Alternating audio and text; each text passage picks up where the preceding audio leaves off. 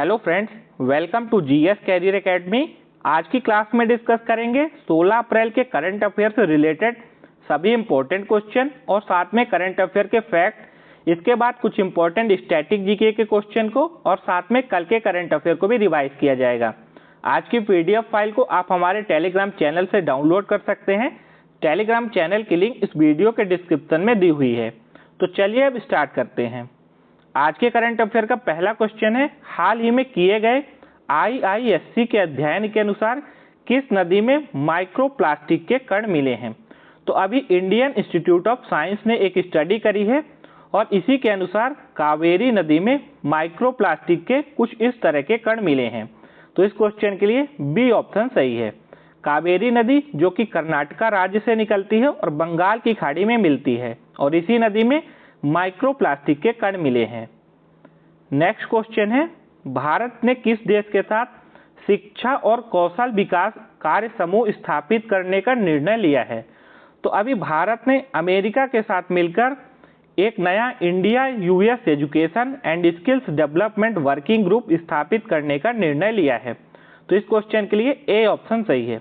अब यह काम शिक्षा पर किया जा रहा है। तो कुछ प्रश्न जो आपके आने वाली परीक्षाओं में बन सकते हैं। 2002 में 86वें संवैधानिक संशोधन से शिक्षा के अधिकार को संविधान के भाग 3 में एक मौलिक अधिकार के तहत शामिल किया गया है।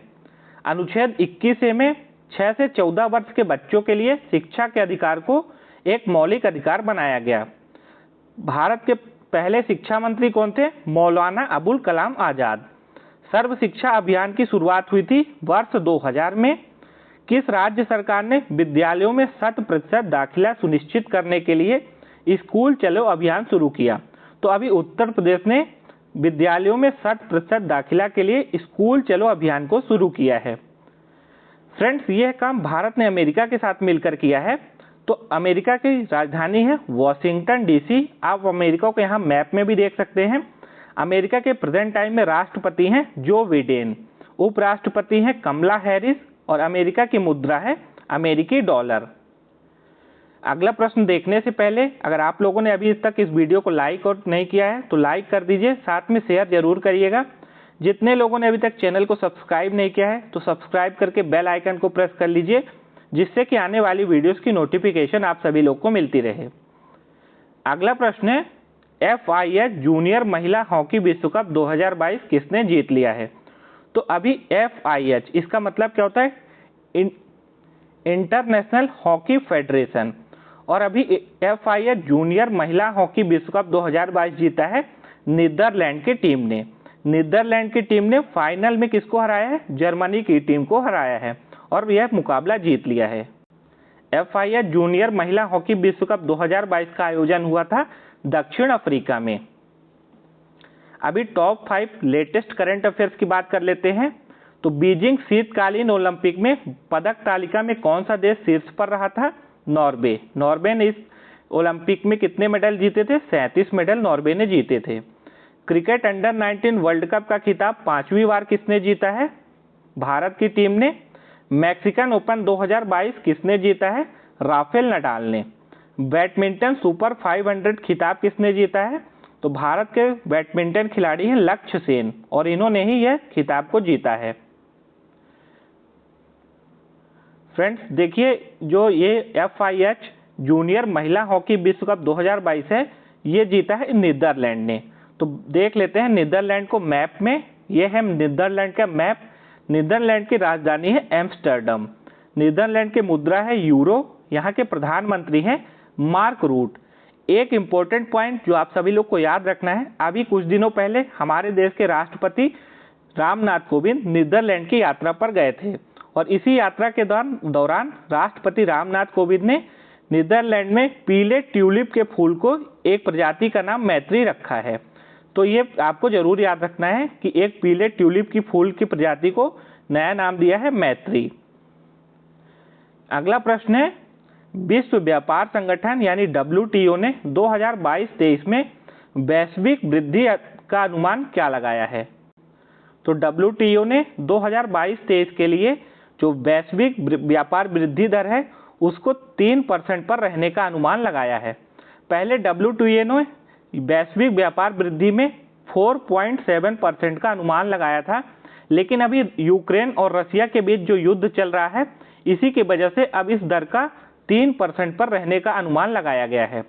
अब WTO की बात कर लेते हैं। तो WTO का फुल फॉर्म होता है वर्ल्ड ट्रेड ऑर्गेनाइजेशन। इसका मुख्यालय कहाँ पर है? जेनेवा, स्विट्जरलैंड में।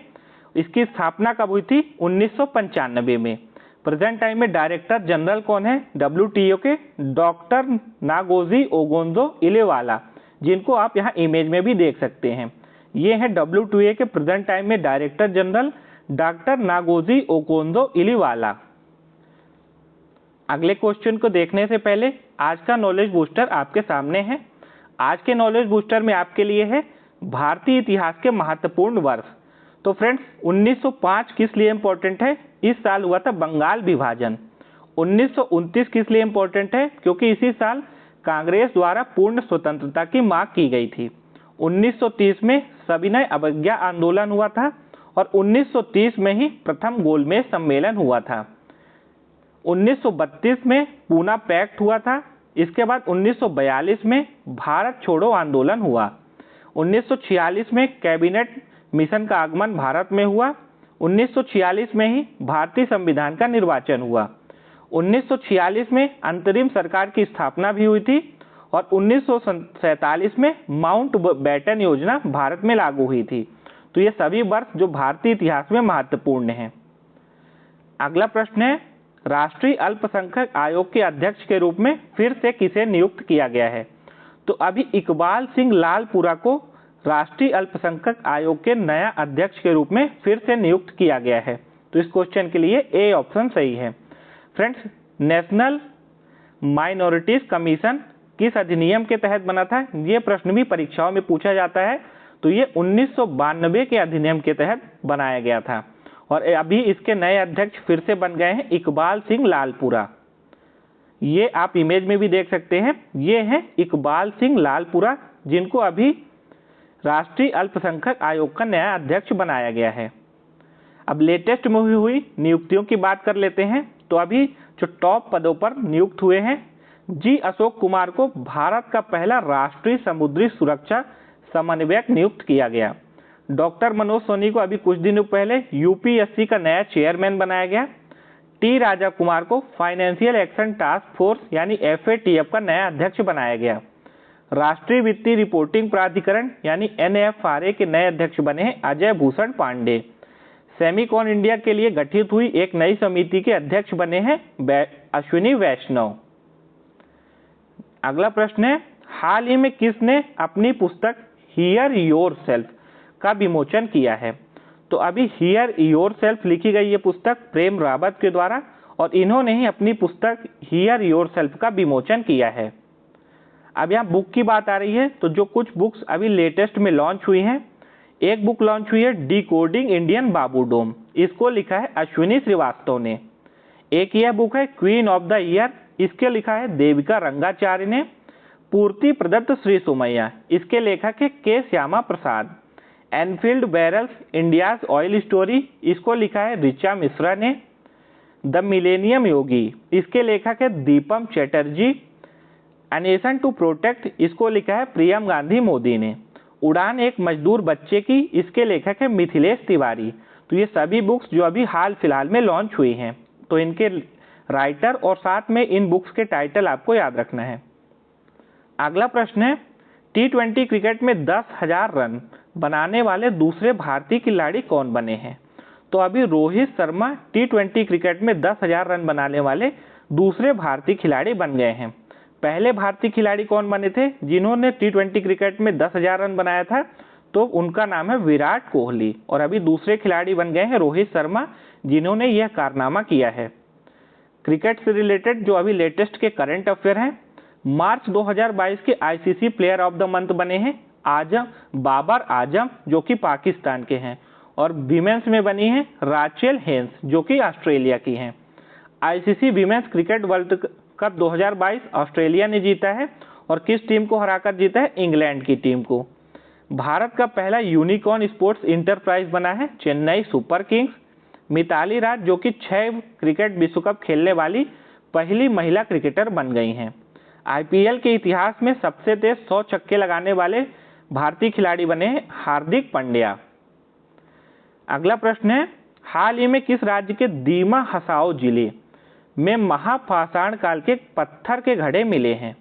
तो अभी असम राज्य में है दीमा हसाओ जिला, और इसी जिले में महापाषाण काल के टाइम के पत्थर के घड़े मिले हैं, जिनको आप यहाँ इमेज में भी देख सकते हैं। इस तरह के पत्थर के घड़े मिले हैं दीमा हसाओ, जो कि असम में है। तो अब असम से रिलेटेड लेटेस्ट के करंट अफेयर को देख लेते हैं। असमिया कवि नीलमणि फुकन है, जिनको अभी 56वें ज्ञानपीठ पुरस्कार से सम्मानित किया गया। नदियों में night navigation mobile app launch करने वाला पहला राज्य बना है असम। असम सरकार ने रतन टाटा जी को असम वैभव पुरस्कार से सम्मानित किया है, जो कि असम का राज्य का यह सबसे बड़ा पुरस्कार है, और इस बार इसका सम्मान मिला है रतन टाटा जी को। असम राज्य की मनोहारी गोल्ड टी देश की सबसे महंगी बिकने वाली चाय बनी है। ये चाय 1 किलो में इसकी प्राइस है 1 लाख रुपए। भारत का पहला गोल्डन बाग असम के काजीरंगा नेशनल पार्क में मिला है। असम सरकार ने पर्यटन संजीवनी योजना को शुरू किया है। असम में है Kaziranga national park, Manas national park, Nameri national park, Orang national park, Dibru Saikhowa national park, Raimona national park, Dehing Patkai national park. तो ये 7 नेशनल पार्क हैं असम में। अब नेशनल पार्क की हमने यहाँ पे बात की, तो सबसे ज्यादा भारत में नेशनल पार्क कहाँ पर है? मध्य प्रदेश में। मध्य प्रदेश में है 10 नेशनल पार्क। इसी तरह अंडमान निकोबार में है 9 नेशनल पार्क, और असम में है 7 नेशनल पार्क। तो असम क्यों इंपॉर्टेंट भी बनता है, तो इसीलिए आप इन सभी नेशनल पार्क के नाम याद रखिएगा। अगला प्रश्न है, प्रधानमंत्री संग्रहालय का उद्घाटन किसने किया है? तो अभी हमारे देश के प्रधानमंत्री हैं नरेंद्र मोदी जी, और इन्होंने ही प्रधानमंत्री संग्रहालय का उद्घाटन किया है। यह प्रधानमंत्री संग्रहालय कहाँ पर है? ये नई दिल्ली में है, और जिसका भी हाल ही में उद्घाटन किया है नरेंद्र मोदी जी ने। इस प्रधानमंत्री संग्रहालय में अभी तक भारत के जितने भी प्रधानमंत्री रहे हैं आज़ादी के बाद, उनके बारे में चीजें दर्शाई जाएंगी, और ये भी इसी प्रधानमंत्री संग्रहालय का उद्घाटन किया है नरेंद्र मोदी जी ने। यहीं से एक क्वेश्चन और बनता है कि पहले इस संग्रहालय का नाम था नेहरू संग्रहालय, लेकिन बाद में अभी इसको रिनोवेट किया गया 278 करोड़ रुपए की लागत से, और फिर इसका उद्घाटन किया है नरेंद्र मोदी जी ने, और नाम भी बदला गया इसका। अब इसका नाम हो गया है प्रधानमंत्री संग्रहालय। हाल ही में वर्ल्ड बैंक ने वित्त वर्ष 2023 में भारत की सकल घरेलू उत्पाद वृद्धि दर कितने प्रतिशत रहने का अनुमान लगाया है? तो अभी वर्ल्ड बैंक के द्वारा भारत की वृद्धि दर को 8% पर रहने का अनुमान लगाया गया है। तो इस क्वेश्चन के लिए बी ऑप्शन सही है। अब वर्ल्ड बैंक के द्वारा यह अनुमान लगाया गया है, तो वर्ल्ड बैंक का मुख्यालय कहाँ पर है? वाशिंगटन डीसी में। वर्ल्ड बैंक की स्थापना हुई थी 1944 में, और प्रेजेंट टाइम इसके प्रेसिडेंट है डेविड मालपास। कौन है? David Malpass. अगला प्रश्न है, हाल ही में किस भारतीय ग्रैंड मास्टर ने आइसलैंड में आयोजित प्रतिष्ठित रेकजाविक ओपन शतरंज टूर्नामेंट को जीत लिया है? तो अभी भारतीय ग्रैंड मास्टर है आर प्रज्ञानंद, और इन्होंने आइसलैंड में आयोजित हुए इस प्रतिष्ठित रेकजाविक ओपन शतरंज टूर्नामेंट को जीत लिया है। तो आप यहाँ इमेज में भी देख सकते हैं, ये है भारतीय ग्रैंड मास्टर आर प्रज्ञानंद। ये मात्र 16 वर्षीय हैं, और इन्होंने ही इस खिताब को जीता है। यहीं से एक क्वेश्चन और याद रखिएगा कि भारत के सबसे कम उम्र के ग्रैंड मास्टर भी आर प्रज्ञानंद ही कुछ दिनों पहले बने थे। अगला प्रश्न है, सर रिचर्ड हैडली अवार्ड से किसको सम्मानित किया गया? तो अभी न्यूजीलैंड के क्रिकेटर हैं तेज गेंदबाज टिम साउदी, और इनको ही सर रिचर्ड हैडली मेडल से सम्मानित किया गया है। तो इस क्वेश्चन के लिए बी ऑप्शन सही है। सर रिचर्ड हैडली मेडल, जो कि न्यूजीलैंड क्रिकेट में दिए जाने वाला सबसे प्रतिष्ठित और सबसे बड़ा सम्मान है, और 2022 में यह सम्मान मिला है न्यूजीलैंड के तेज गेंदबाज टिम साउदी को। रिचर्ड हैडली को आप यहाँ इमेज में भी देख सकते हैं, ये इंग्लैंड के पूर्व तेज गेंदबाज हैं, जो कि विश्व भर में प्रसिद्ध थे। अभी तक हमने डिस्कस किए 16 अप्रैल के सभी इंपॉर्टेंट करंट अफेयर। अब कुछ स्टैटिक जीके के क्वेश्चन जो आगामी परीक्षा के लिए महत्वपूर्ण है। ताजमहल की भद्दी नकल किसे कहा जाता है? तो इसको बोला जाता है बीबी का मकबरा। तो बीबी का मकबरा जो बना है इसको ताजमहल की भद्दी नकल के नाम से भी जाना जाता है। बीबी का मकबरा कहाँ पर बना है? औरंगाबाद में। महाबलेश्वर पहाड़ी में कौन सी नदी निकलती है? तो महाबलेश्वर की पहाड़ियों से कृष्णा नदी निकलती है। लोनार झील कहाँ स्थित है? महाराष्ट्र में। आईएसए का मुख्यालय कहाँ पर है? गुरुग्राम में। असम राइफल्स का मुख्यालय कहाँ स्थित है? शिलोंग में। भारत सरकार का सर्वोच्च विधि अधिकारी कौन होता है? Attorney general. मानव शरीर में विटामिन ए कहाँ संचित रहता है? यकृति में यानी लीवर में। नीला चांद नाम से उपन्यास के लेखक कौन है? तो नीला चांद को लिखा है शिव प्रसाद ने। पन्ना किसके लिए प्रसिद्ध है? तो पन्ना हीरे की खान के लिए प्रसिद्ध है। पन्ना है कहाँ पर? मध्य प्रदेश में। भारत में अंग्रेजी शिक्षा किसने शुरू करी थी? तो भारत में अंग्रेजी की शिक्षा की शुरुआत की थी लॉर्ड मैकाले ने। मराठा शासकों द्वारा वसूला जाने वाला कर क्या कहलाता था? तो इसको बोलते थे चौथ। अब कल के करंट अफेयर को जल्दी से हम लोग रिवाइज करेंगे। कल ही हमने बताया था आपको कि विनय मोहन क्वात्रा को भारत की ओर से G20 की आगामी बैठक के लिए मुख्य समन्वयक बनाया गया है। प्रभात पटनायक हैं, इनको अभी मेलकम अधिशेषिया पुरस्कार 2022 के लिए चुना गया है। इलेक्ट्रॉनिक्स कंपनी है लॉयड, ये काफ़ी प्रतिष्ठित कंपनी है और इसने अपना पूर्वी भारतीय बाजारों के लिए ब्रांड एम्बेसडर बनाया है सौरभ गांगुली को। जम्मू कश्मीर केंद्र शासित प्रदेश ने जन निगरानी नाम से एक नया मोबाइल ऐप को लॉन्च किया है। EY entrepreneur of the year award जीतने वाली महिला है फाल्गुनी नायर। ICC पुरुष T20 वर्ल्ड कप 2024 की मेजबानी कौन करेगा? तो इसकी मेजबानी करेगा अमेरिका और वेस्ट इंडीज। देश के पर्यटन और संस्कृति मंत्रियों के सम्मेलन अमृत समागम का उद्घाटन किसने किया है? तो इसका उद्घाटन किया था अमित शाह जी ने। कल की क्लास में हमने आपसे 2 क्वेश्चन पूछे थे। जूट के उत्पादन को किस क्रांति के नाम से जाना जाता है? तो फ्रेंड्स, जूट के उत्पादन को गोल्डन फाइबर क्रांति के नाम से जाना जाता है। एक प्रश्न और था, इनमें से कौन सा किला राजस्थान में स्थित नहीं है? तो कुंभलगढ़ का किला, रणथंभौर का किला और चित्तौड़गढ़ का किला, ये तीनों राजस्थान में है। लेकिन चित्रदुर्ग का किला ये कहाँ पर है? ये कर्नाटक राज्य में है। तो इन दोनों प्रश्न के उत्तर आप में से बहुत सारे लोगों ने सही दिए हैं। अब आज के क्विज में 2 प्रश्न आपके लिए हैं जिनका आंसर आपको देना है कमेंट बॉक्स में। पहला प्रश्न आपके लिए है, शेर और मयूर नृत्य किस राज्य का लोक नृत्य है? तो इस क्वेश्चन का आंसर आप दीजिएगा कमेंट बॉक्स में। साथ में एक प्रश्न और है, हिंद महासागर rim association for regional corporation का मुख्यालय कहाँ है? तो इन दोनों प्रश्नों का आंसर आपको देना कमेंट बॉक्स में। मिलते हैं फिर नेक्स्ट वीडियो में, तब तक के लिए आप सभी को जय हिंद, वंदे मातरम। साथ में चैनल को भी सब्सक्राइब कर लीजिएगा और बेल आइकन को भी प्रेस कर लीजिएगा, जिससे कि आने वाली वीडियोस की नोटिफिकेशन आप लोग को मिलती रहे।